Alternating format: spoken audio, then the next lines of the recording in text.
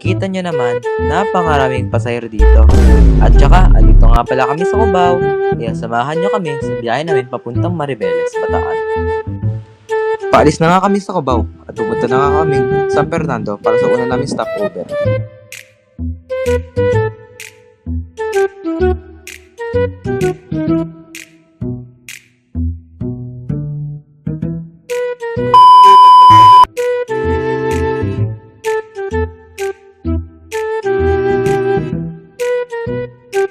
Parating na nga kami dito sa Robinson, Pampanga, dito sa San Fernando. Uy, putang ina mo, cut mo! Nandito na nga kami sa Robinson, Pampanga.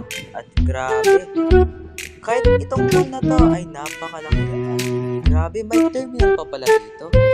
Nakakamangha pala talaga ang Pampanga. Grabe kay lawak nito.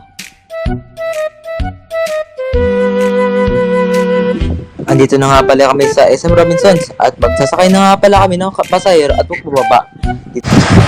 Maribeles! O ate, saan ka? Bala nga! Sakay! Oh, walang sasakay. Tangina nyo, wag na nga, tara na nga.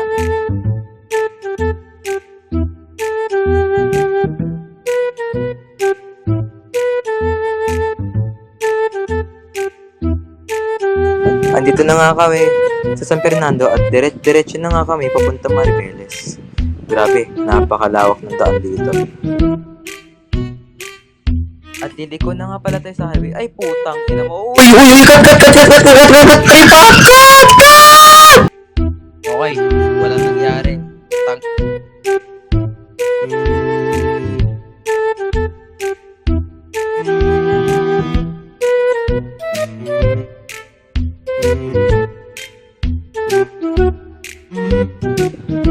Nandito nga pala kami sa Balanga at ito nga pala ang mount natin sa ating kanan.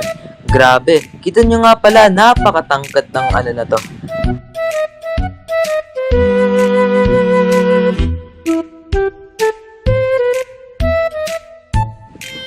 Nakarating na nga pala kami sa Maribeles. At grabe, kinabi na nga kami dahil umalis kami ng hapon. Malamang.